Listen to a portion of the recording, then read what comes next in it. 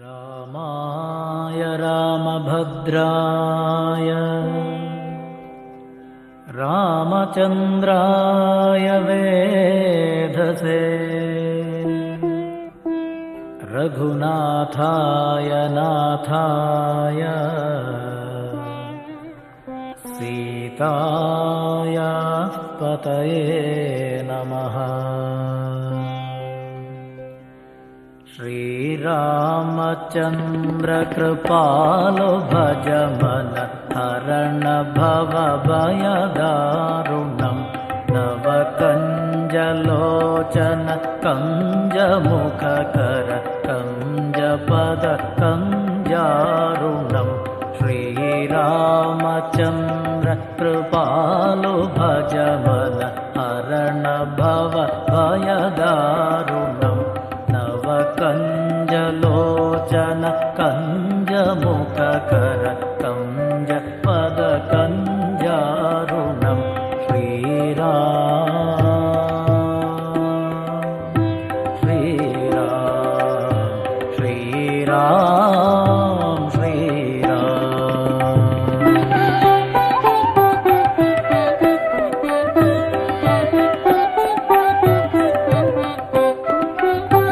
कंदर्प अगणित अमित छविनव नील नीरद सुंदरम कंदर्प अगणित अमित छविनव नील नीरद सुंदरम वटपीतमानहु तडित रुचि शुचि नौमि जनक सुतावरम् वटपीतमानहु तडित रुचि शुचि नौमि जनक सुतावरम् श्रीराम श्रीराम श्रीराम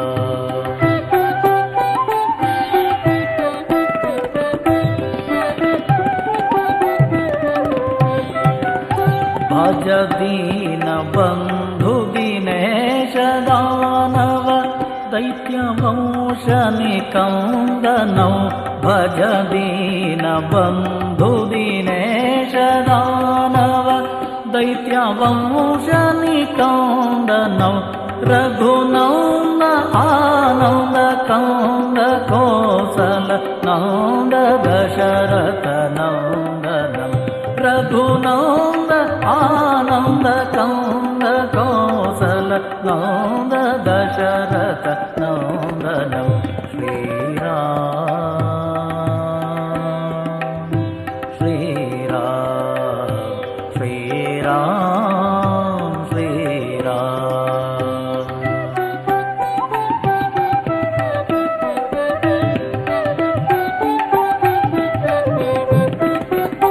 शिरमुकुट कुंडल तिलक चारु उदारु अंग विभूषणम्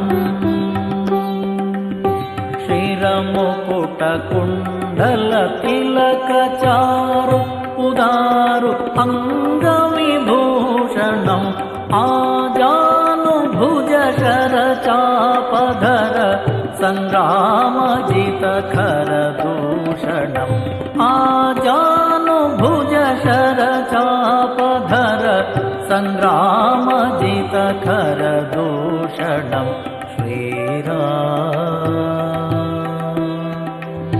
श्रीराम श्रीराम श्रीराम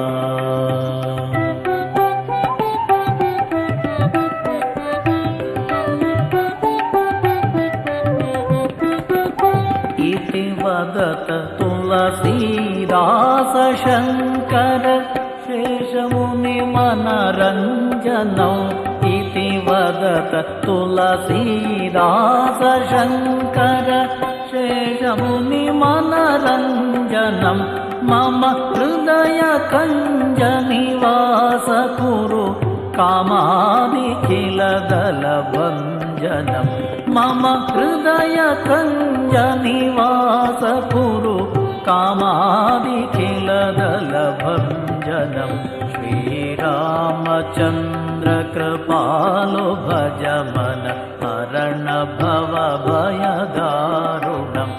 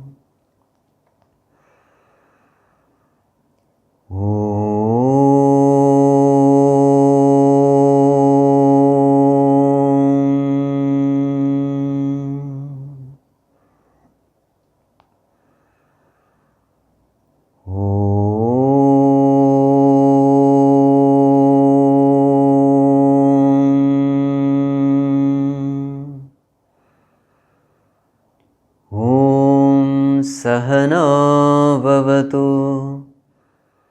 सहनौ भुनक्तु सह वीर्यं करवावहै तेजस्विनावधीतमस्तु मा विद्विषावहै ॐ शान्ति शान्ति शान्तिः ॐ नमो भगवते वैवस्वताय मृत्यवे ब्रह्मविद्याचार्याय नचिकेतसे च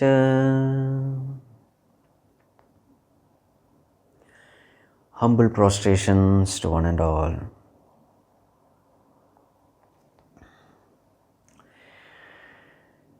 So in the last class, we had seen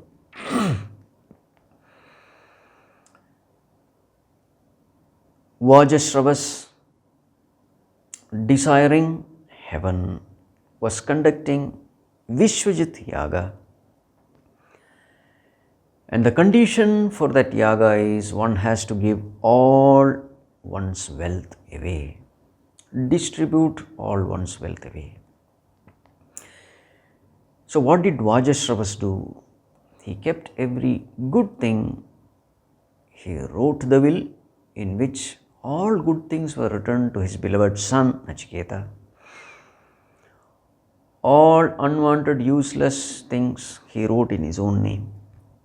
And thus he started giving away all his wealth, these useless things, which in this case was all dilapidated old cows. He was giving away in dakshina to the priests who have conducted this yaga. So this Nachiketa, this boy, 7 or 8 years old, he was seeing all this. So he understood that this is nothing but a papa karma because there is selfishness, there is exploitation, there is lack of sensitivity, there is giving pain and suffering to others. So this karma cannot be considered a punya karma. It is only a papa karma. And what happens when a person does such a kind of charity, dakshina? So such a person goes to joyless world, ananda namate loka. They only go to naraka, they will never go to Swarga. So my father, though he is doing everything for Swarga, but his actions are such that it can lead only to Naraka. So now this boy started thinking, what can I do now? It is my responsibility, my duty to save my father from the sufferings of the hell. It is my responsibility. So what can I do remaining within my boundaries? I cannot go and advise him, oh father, don't do it, this is wrong. You will only go to Naraka. This I cannot tell him. So then what should I do? Remaining within the boundaries of noble conduct. So then this boy thinks over And he finds that if I can make my father renounce everything, then this karma will become a punya karma. So what is the way to make father renounce everything? I cannot go and shout at him, advise him, instruct him. No, I don't have the right. So then what is the way? There is only one way. He has written all the good things in my name. So if I can make my father renounce me, then he would have renounced everything. This is the only way in which I can take care of the welfare and well-being of my father. So therefore, what is the solution? He must renounce me. So the only solution is self-sacrifice. So with this decision, this boy Nachiketa goes to his father and says, Father, whom are you going to give me? Kasmai mam dasyasi. Whom are you going to give me? Father ignored him. He was busy giving away all these cows. Second time again this boy said. Again father ignored. Third time again this boy was pestering father as though with this sincere love, sincere concern for the welfare of his father. So when the third time also he asks this, Father, whom are you going to give me? So the point is, I am dhana, I am also a wealth. So therefore, you are supposed to give away all wealth. Son is also a wealth because son is in our scriptures, it is called as putra dhana.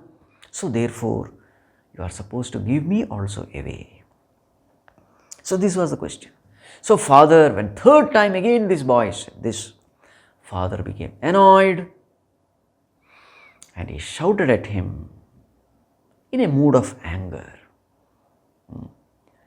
Mrityave tva dadami, I give you to death. Mrityave tva dadami. So this boy, naturally he was disturbed. He just withdrew, went to a corner and started introspection. Now what was the cause of this disturbance of the mind? His disturbance was not because father shouted at him. No, he was not blaming his father, he was blaming himself. What is the mistake I have done? I became the cause of disturbance for my father. But really speaking, did I do something wrong? So he started self-analysis, introspection. So what was the line of thinking? Bahunamemi prathamaha, bahunamemi madhyamaha. Among all these disciples, most of the time I come first. At the worst, I come second. I am either in the prathama category or madhyama category, but never I am in the adhama category. Meaning, I have been respectful, I have been obedient, I have been humble in front of my father. I have never disobeyed, misbehaved. So therefore, I have always obeyed his instruction.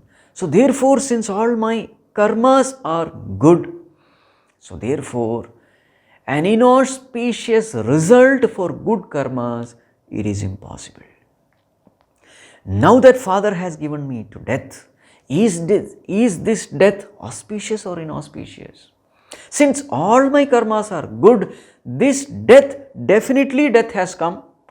I have no choice. I have to die. But this death, this cannot be inauspicious because I have not done any papa karmas.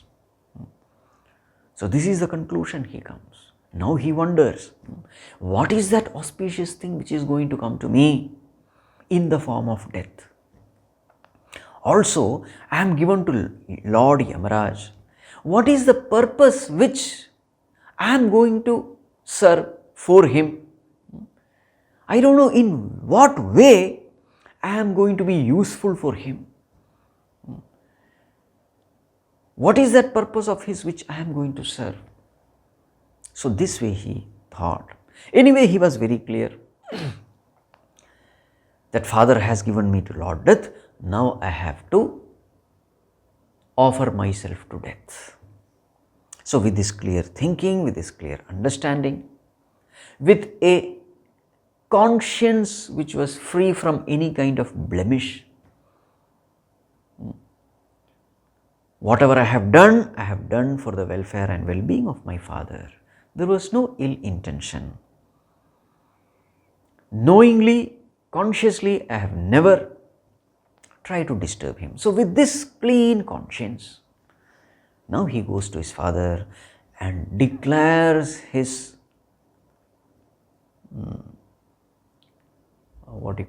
decision.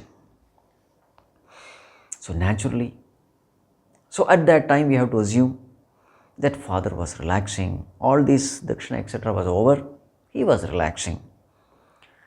So when father was relaxing, this boy comes and he presents this decision to his father. Father, please permit me to leave. Now you have given me to Lord Death, so please permit me. So when father hears this, he was shocked because he never thought that his son would take this, casual words so seriously. So naturally the father must have tried his level best to make his son change his decision because father was very much attached to his son. The very fact that he has returned all his wealth in the name of his son shows that father was very much attached to Nachiketa. So Vajasrava tries his level best to make his son change his decision. Oh my dear son, I never meant it. In that mood of anger, I told something. Why do you want to take it seriously? Change your decision. So all these ways, the father was trying to persuade his son not to go. So when father was trying in this direction, so then next verse is a verse filled with wisdom. This is a piece of loving advice which Nachiketa gives to his father. A very important verse. So let us chant this verse. A very famous verse also. So page number 14, verse number 6. Anupashya yatha purve pratipashya tatha pare sasyamiva martyah pachyate sasyamiva jayate punah. Anupashya yatha purve pratipashya tatha pare sasyamiva martyah pachyate sasyamiva jayate punah. So what is this advice? He says, this is the advice given by Nachiketa to his father. Oh dear father, Anupashya yatha purve. Purve, our forefathers, our ancestors, those people, those great people, noble people, cultured people who have lived in the past. Anupashya, look at them. Let us learn from them. Pratipashya tatha apare, the others also. All the other Mahatmas, the holy men who are living in today's times. So the great ones of the past and the great ones of the present. Let us learn from them. Look at them. Look at the way in which they have lived their lives. Uncompromisingly, without compromising with the higher values of life, holding on to truth, abiding in truth, they lived their life. We must learn from them. As far as our life is concerned, what is this life? Sasyamiva martyah pachyate. Martyah, the mortals. The mortals, sasyamiva pachyate. Pachyate means decay and die. The mortals, we decay and die sasyamiva, like crops. And sasyamiva ajayate punaha. Punaha, again we are born like crops. Sasyamiva. So like crops, we decay and die, and then again come back to life like crops. So this is the verse. So on one side, Vajasravas was trying to persuade his son not to go. In a way, we can say Vajasravas was trying to make his son deviate from the path of righteousness. This is what Vajasravas was trying to do. It is all because of his own attachment to his son. He did not want to lose his son. So at that time, Nachiketa gives this advice. Oh father, let us learn from the great ones how to live not compromising with the higher values of life. Now here something to be noted is, Nachiketa is disobeying his father. Father wants him to stay back, but Nachiketa is not willing. But even though there is a disobedience, this disobedience is praiseworthy.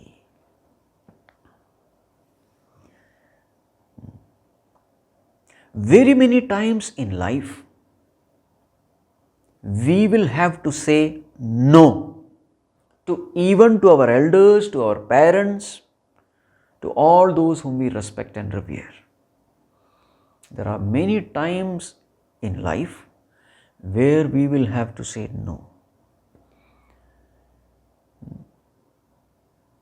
The important thing is, let that no be sweet no, but let that no be a firm no. So our no should be sweet but firm. So what are the times when we have to say no to our elders, to our parents, etc.? When our elders, they try to make us deviate from the path of righteousness, when they ask us to compromise with the higher values, we have all the right to say no to them. It is not adharma.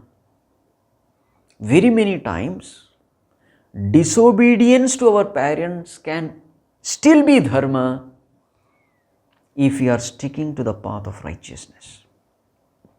It is true, Matra Devo Bhava, Pitra Devo Bhava, Acharya Devo Bhava, they are all right. But if they are asking us to deviate from the path of truth, we need not listen to them, we need not obey them. We can say a no, but let it be a sweet no, but let it be a firm no.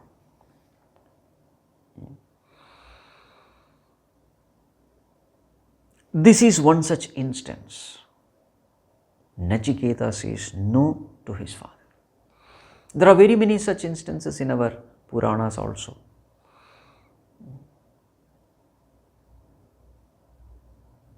Dasharatha asked his son, Bhagwan Sri Ramchandra ji, to stay back, not to go to forest, because Dasharatha was attached to his son. But Ramchandra ji did not listen to his father. There was a clear disobedience. But that disobedience is not criticized, it is only glorified. Again, Bharata disobeyed his mother Kaikeyi. Kaikeyi wanted Bharata to become the king, but Bharata disobeyed his mother. Again, that disobedience is only glorified, it is not criticized. Even Vasishtha Rishi wanted Bharata to become the king after Rama's going to forest. But again, Bharata did not listen to Vasishtha Rishi also. So this disobedience is only glorified. whoever he may be, if that person is asking us to deviate from the path of truth, we need not listen. We have all the right to disobey. This is the message we get from this.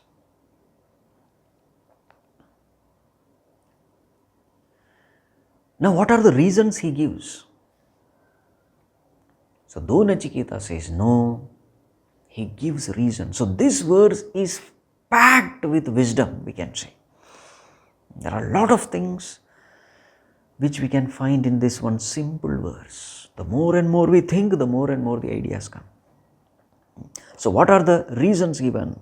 Oh Father, life is so temporary. Sasyamiva martyaf pachyate, sasyamiva ajayate punah. So, why this example is given? Just like these crops, how they just, they are born and they are dead. In the same way, we mortals also.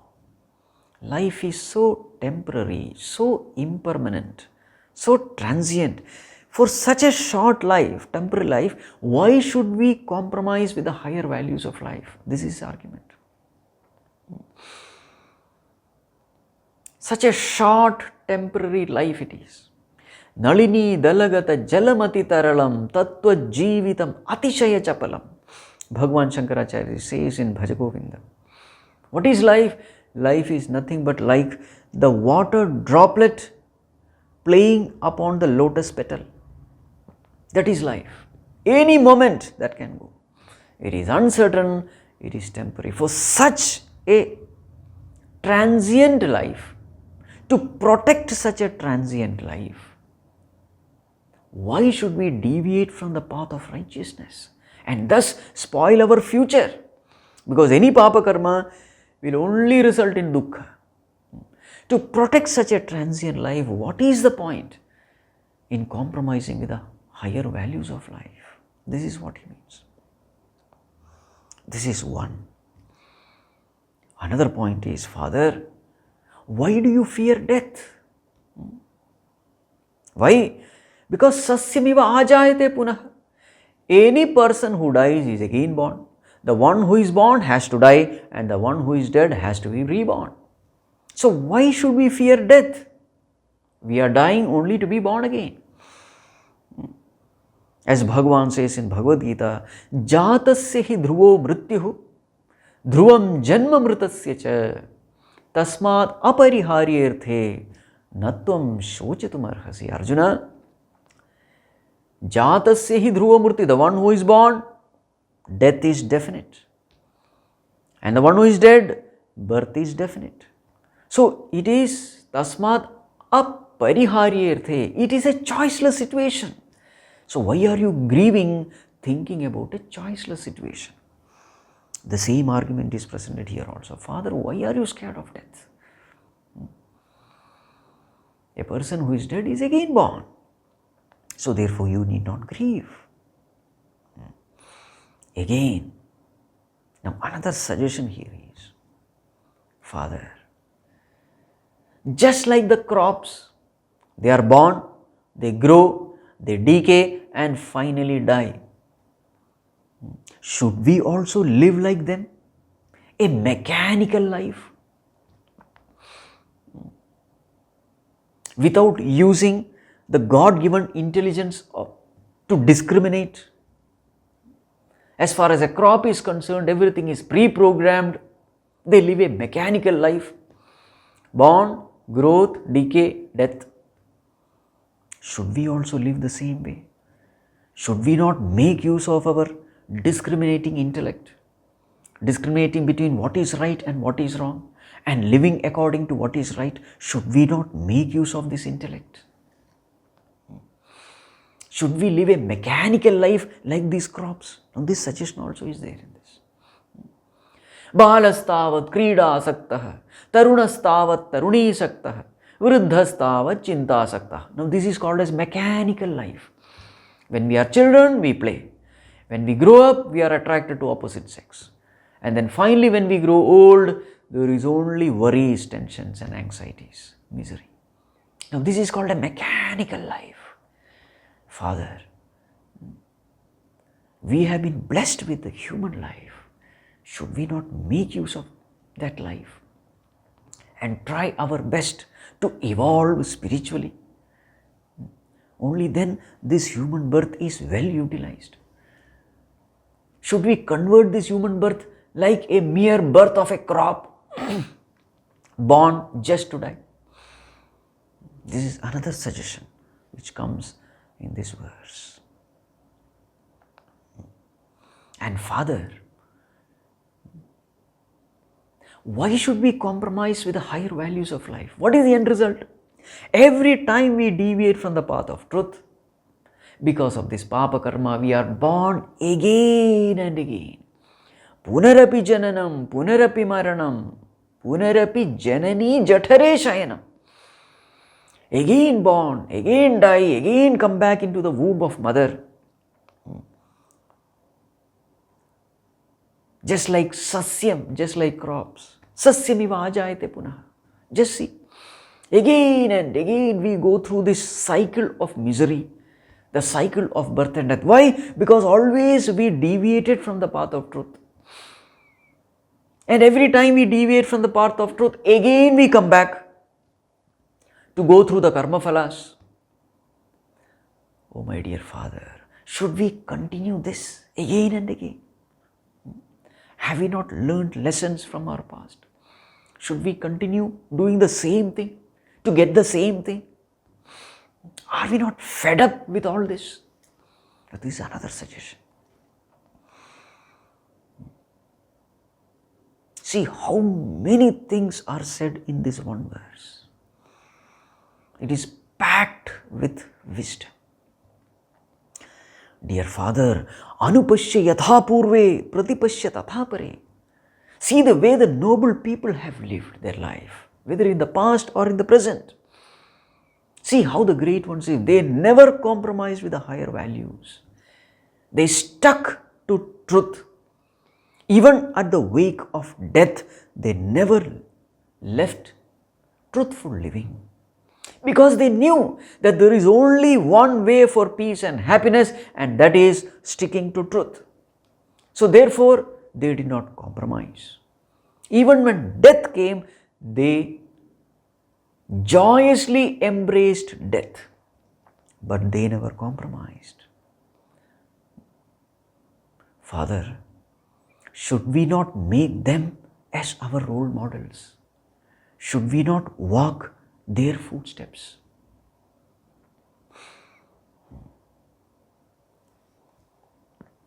Now this is a very important verse for all of us,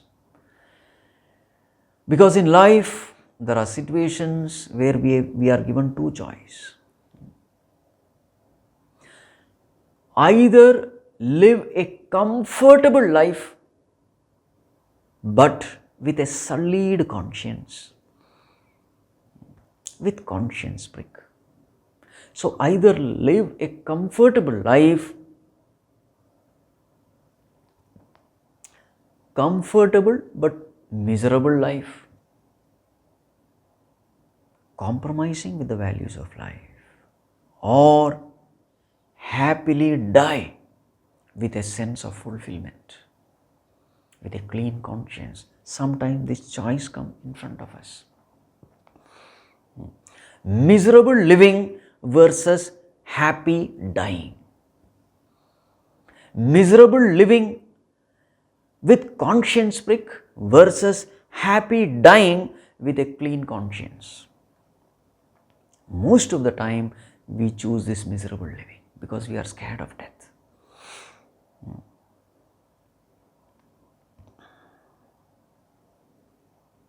All these freedom fighters during India's independence struggle, this verse has been a great inspiration for them. They had this choice.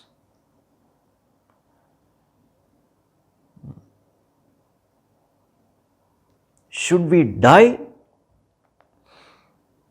or should we live? Should we die fighting for the freedom for the country? Or should we live a miserable life of slavery. See the choice. Should we die happily fighting for the freedom of the country, or should we live a miserable life yielding to slavery? This was the choice. So what did they opt? Now these words became a great inspiration for them. What is the point in living, compromising with higher values of life? It is far better to die with a sense of fulfillment that I have done the right thing. So therefore, very many freedom fighters, they went to the gallows with a smile on their face, with a sense of satisfaction that they are doing the right thing. They embraced death smilingly. This was the reason.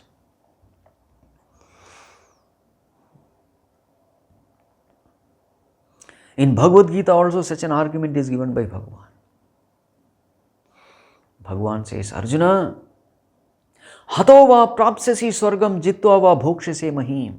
If you are waging the war in any way, it's a win-win situation.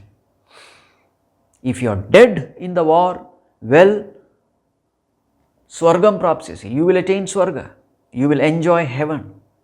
And if you are alive and if you win the war, fine, you will enjoy this earthly plane, earthly kingdom. So as far as war is concerned, it's a win-win situation. But suppose you retreat, you go back saying, I am not going to fight, then what will happen? Avachya vadasya bahun taishyanti te vyayam nindantastava samarthyam tato dukkhataram nukim, Bhagavan says. Arjuna, there will be criticism from the outer world. They will abuse you with the choicest vulgar words. You will have to listen to it. There will be criticism from the outer world, and from within there will be this conscience prick, the feeling of guilt that I did not do my duty as a Kshatriya. So this is a great sorrow.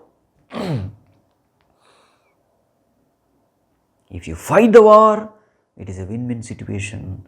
If you retreat from the war, it is only misery. So this choice is given by Bhagavan to Arjuna, and this choice is available to all of us. Recently I was seeing one interview given by an IPS officer. He was narrating his experiences. So he said, so he was posted in a new place, and that place was culturally backward. There were a lot of gangsters and gundas and rowdies and all kinds of things were happening there, so many anti-social elements. Such a place this person was posted, this IPS officer. So when he was posted there, within 2-3 days, one rowdy-like person comes to him and says, Sir, the choice is yours. If you cooperate with us, now this person is coming from that rowdy gang, the criminal background. Now this person is telling this police. He said, Sir, well, choice is yours. If you cooperate with us, closing your eyes for very many things that are happening here, not interfering, then you are always going to get benefited. Whatever our share is, a part we will give to you also. So have your share, live a comfortable life, and just close to very many things that are happening around. If this way you live, you are also happy and we are also happy. But suppose you confront us, go against us, make use of your power to trouble us, then, sir, your life also will be at risk, and your family's life, family members' life also will be at risk. Sir, what do you choose? This was the way this criminal, he comes and tells his police. So what I am trying to say is, All of us, we have this choice. Live a miserable life, compromising with the higher values of life, or live, or sometimes even die in a dignified way,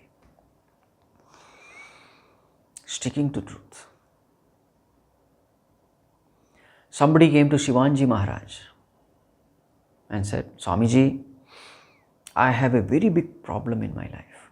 Swamiji said, what happened? See, I have a very good job. Now my problem is my boss, my senior, he is asking me to help him in certain corrupt practices. I have to sign certain papers. So he wants me to help him in his corrupt practices. Suppose I don't do it, he will definitely suspend me. He will make me resign. That power he has. So I will lose my job. So Swamiji, what am I supposed to do? I have my family, children, etc. If I lose this job, now this is a very good job, there is no possibility of getting such a good job. So what should I do, Swamiji? Swami Shivanji Maharaj said, do you trust in God? Do you have this belief that the world is run by God? He said, yes, I believe. Then Swamiji said, then leave, resign the job. The Lord who has given you this job will take care of you. Now this person had total faith in Guru, Swamiji, so therefore he resigned his job. And within 1 month he got another job, a better job. And he was so happy. Now see, there was a time when he had to take this risk. He left the present job and he did not have any other job. Just holding on to this faith that there is a Supreme Lord who is taking care of all of us. So very many times we will have to walk this path. That's why it is sometimes called as a razor's edge that comes in this Upanishad only. Kshurasya dhara nishita duratya, it is said. It comes in this Upanishad. So if Upanishad knowledge has to take root in us, these are some of the important things which we will have to keep in our mind.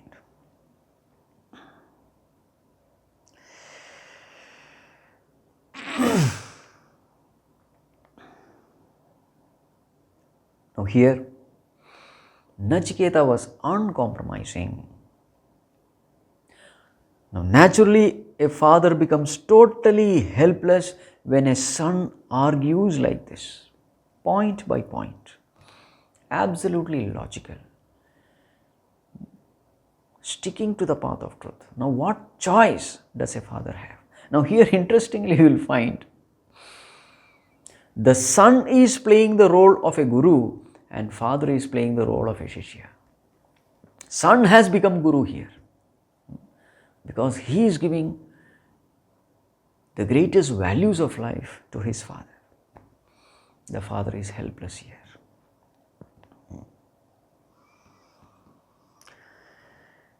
Now here one more thing we have to keep in mind,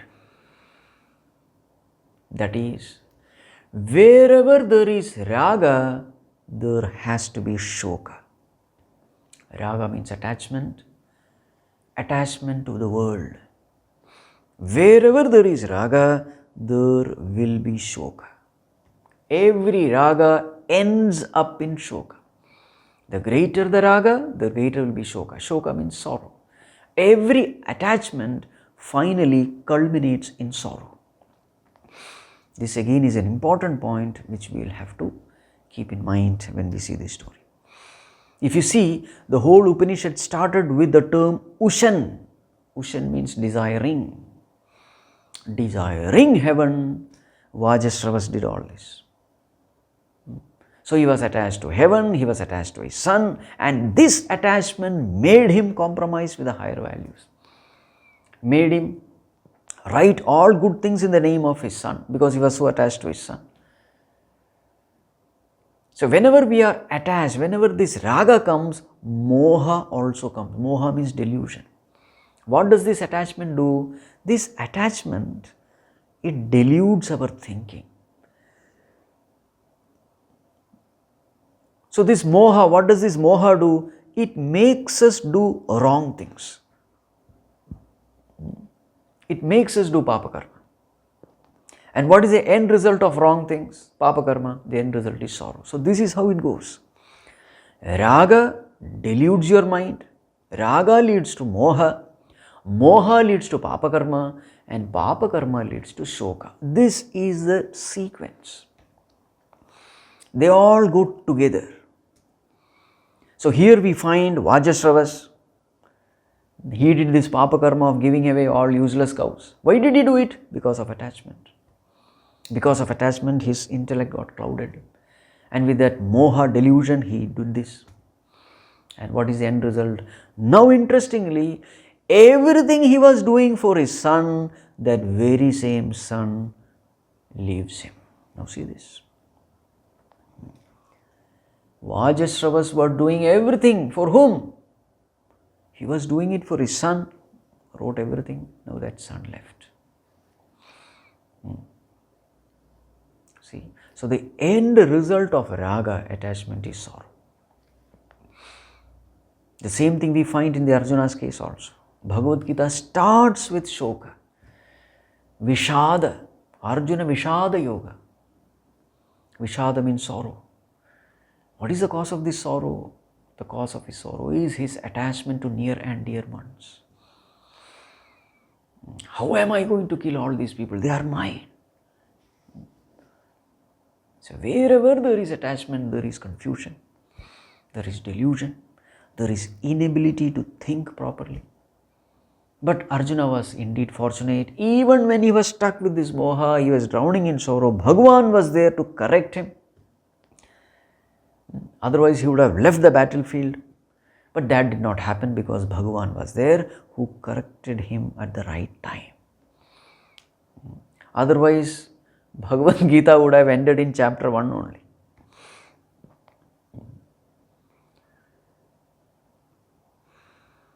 Raga, moha, and then finally shoka. And this is what we find in all our stories. Dhritarashtra, his intense attachment to his son made him blind. So he was not only physically blind, he was intellectually also blind. And then he started doing favor for his son, and finally war happened. All his sons died, and what was the end result? Dhritarashtra was plunged in an ocean of sorrow. Again, what happened to Dasharatha? He was intensely attached to Bhagavan Ramchandraji. This attachment, when Bhagavan left him, the pang of separation, he died. So wherever there is attachment, the final result is sorrow.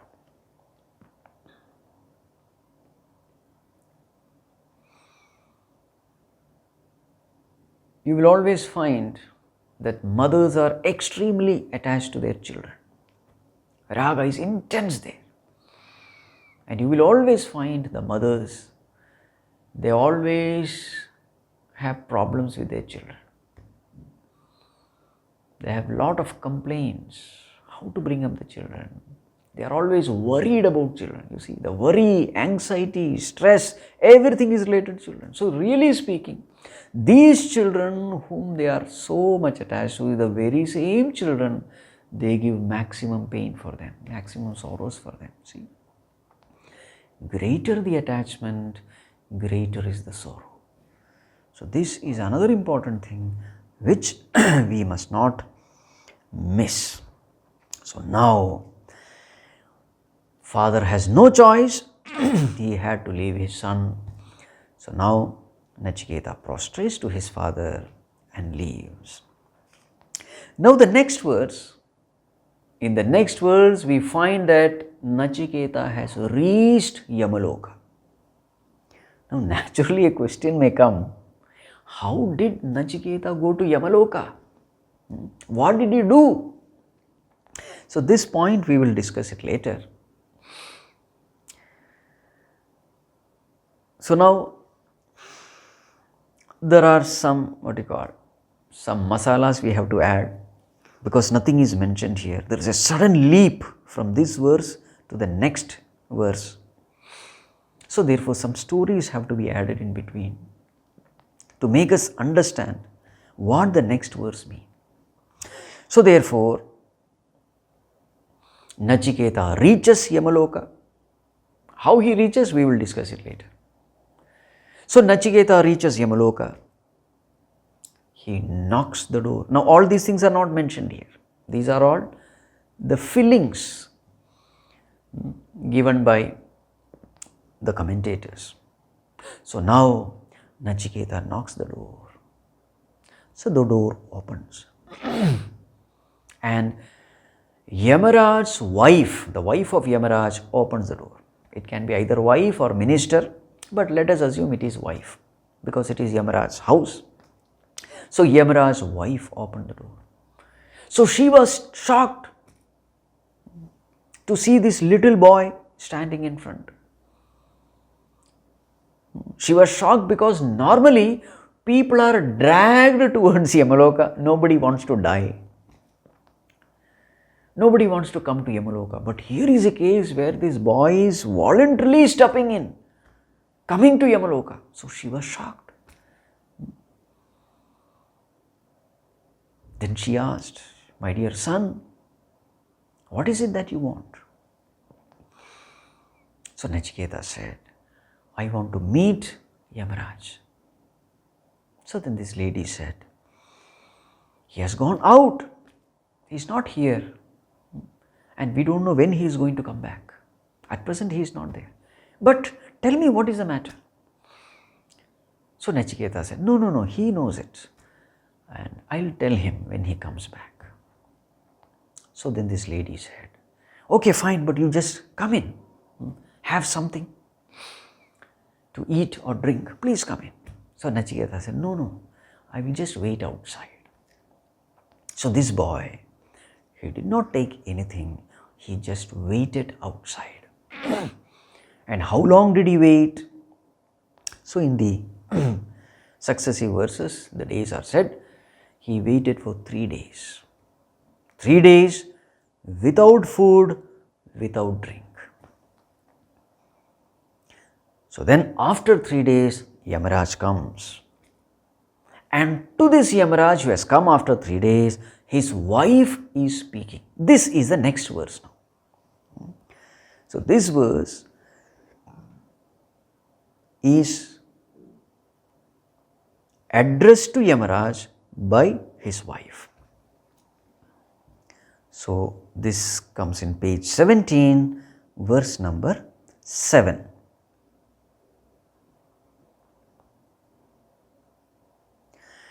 वैश्वानरः प्रविशति अतिथिर्ब्राह्मणो गृहान् तस्यैतां शान्तिं कुर्वन्ति हरवैवस्वतोदकम् वैश्वानरः प्रविशति अतिथिर्ब्राह्मणो गृहान् तस्यैतां शान्तिं कुर्वन्ति हरवैवस्वतोदकम्. So what did she say to Yamaraj? Brahmanah atitihi grihan pravishati. A Brahmana atiti, a Brahmana guest, he is coming to the house, he is like Vaishwanaraiva, is like fire. A Brahmana atiti, a Brahmana guest coming to the house is like fire coming to the house. You have to be so careful. So therefore what should be done? Te tasya etam shantim kurvanti. Te, those wise people, this is the way they propitiate that Brahmana Atithi, that Brahmana guest. This is the way they please that Brahmana guest. So, He Vaivasvata, Udakam Hara, take this water and go. There's a meaning. So, a Brahmana guest entering into our house is like fire entering into our house. But there is a way in which you can propitiate him, you can please him. So, Vaivasvata, take this water. Now, what does it mean? So, what it means is the wife is telling Yamaraj, do his Pada Puja. Water is given to wash the feet. So, in our this puja tradition, it is called as Padyam, Arghyam, Achamanam. So, do his puja. So, all these things are done. So, therefore, water is given to wash the feet of this Brahmana guest. Now, here we have to understand who is a Brahmana. So, Brahmana is not just a person who is born in a Brahmana family. So, here in this modern context, we have to understand Brahmana to be a noble person, to be a sattvic person, to be a spiritually evolved person, a person with a pure mind, a person who lives selflessly serving everyone. Such a sattvic person, cultured and noble person is called a Brahmana. In modern context, this is the way we have to understand this. So, such a noble person, when he comes as a guest, Atithi, the one who comes without informing you is called Atithi. Not that he comes by phoning you up and all. No, Atithi is not Satithi. Atithi means what? Tithi is date. Date and time is called Tithi. Atithi, one who comes without informing this, is called Atithi. Such a person who comes, he is like fire. Now, a Brahmana guest is compared with fire. Now, what is this property of fire? Fire is called as Vaishwanara here. That which is present in all of us, that is called as Vaishwanara. Fire. Now, what is the unique feature about this fire? Fire is a double-edged weapon. If you handle fire carefully, it is a great blessing. It can cook food for us. In winter season, it can give us warmth. In darkness, it can give us light. Metals are purified in fire. Weapons are forged in fire. So, there are lots and lots of benefits of fire. In fact, so much we have evolved. It is only because of the blessings of fire. One of the greatest inventions is the invention of fire.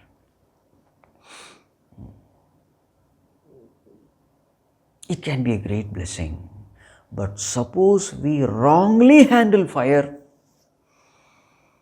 then what will happen? It can burn our entire house.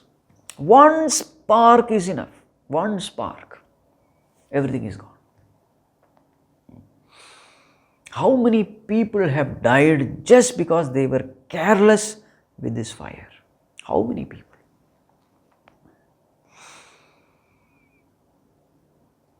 A very dangerous thing. The entire World Trade Center collapsed in no time because of fire. You see? The entire city of Hiroshima and Nagasaki, they were burnt into ashes because of fire. And it is said, now we have sufficient bombs, hydrogen bombs and atom bombs. We have sufficient bombs to completely destroy this earth. We have that much. Now, where is that power coming from?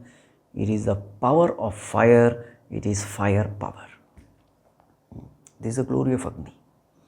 If you handle it carefully, it's a great blessing. If you don't handle it carefully, it can destroy us. Now that is what she means when she says a Brahmana guest coming to our house is like handling fire. Handle it carefully.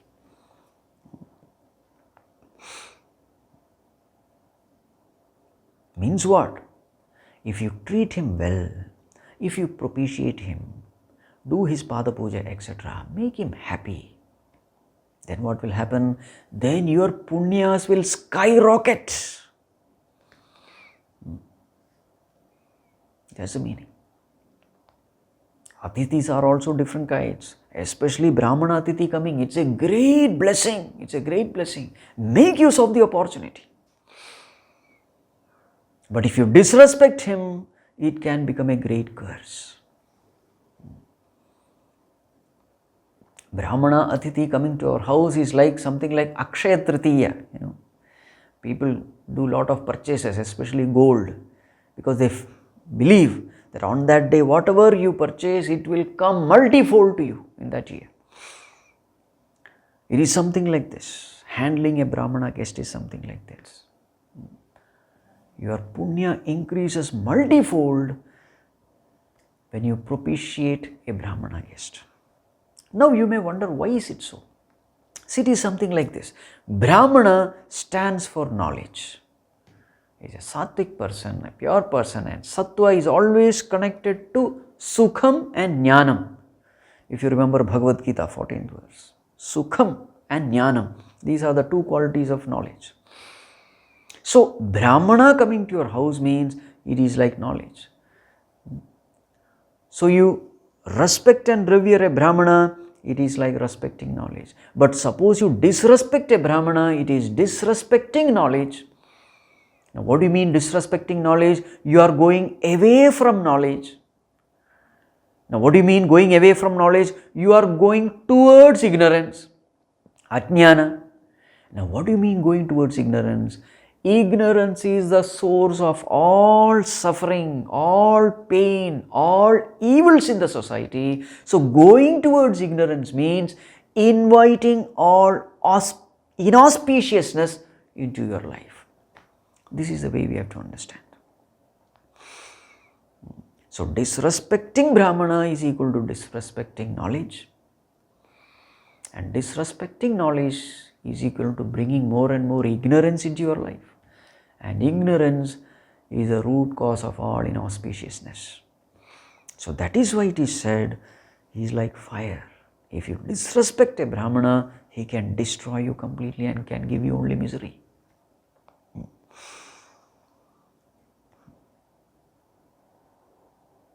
So therefore worship him. So this water is given as though, we can say, if there is some fire, what do you do? To quieten that fire, you just put some water, isn't it? The fire becomes quietened. It is something like that. He is like fire, so take this water. So this water is to do pada puja, etc. Now there comes a next verse which says, what will happen if you disrespect a Brahmana guest? What are the things which you are going to lose? So a big list is given. The list of 8 items. So that comes 8th verse, page number 20. That is the next verse. We will take it in the next class. What are the things which a person loses when a person disrespects a noble guest? Put in another words, what all things you will gain when you respect, when you propitiate a noble person. That we will see in the next class. Om Sarve Bhavantu Sukhinah Sarve Santu Niramayah Sarve Bhadrani Pashyantu Ma Kaschid Dukkha Bhag Bhavet Asato ma sadgamaya तमसो मा ज्योतिर्गमय मृत्योर्मा अमृतं गमय। ॐ शान्ति शान्ति शान्तिः। हरिः ॐ श्रीगुरुभ्यो नमः। हरिः ॐ।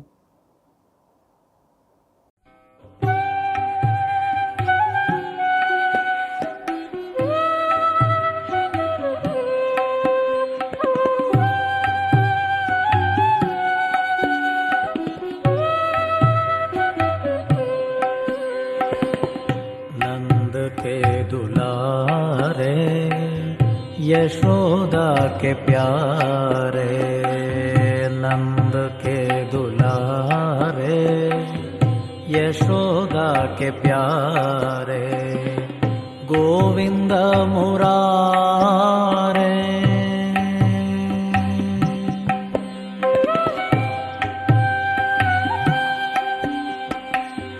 गोविंद मुरारे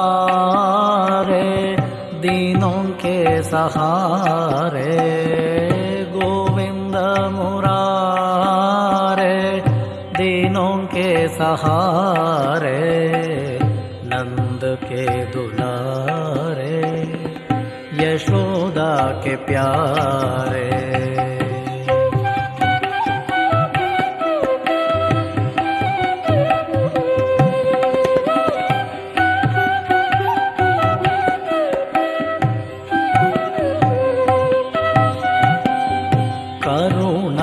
सागर गिरिधर नागर, करुणा सागर, करुणा सागर गिरिधर नागर, मुरली मनोहर पाहि मुरारे, मुरली मनोहर पाहि मुरारे, नंद के दुलारे यशोदा के प्यारे, नंद के दुलारे यशोदा के प्यारे, गोविंद मुरारे दीनों के सहारे, गोविंद मुरारे दीनों के सहारे, नंद के दुलारे यशोदा के प्यारे।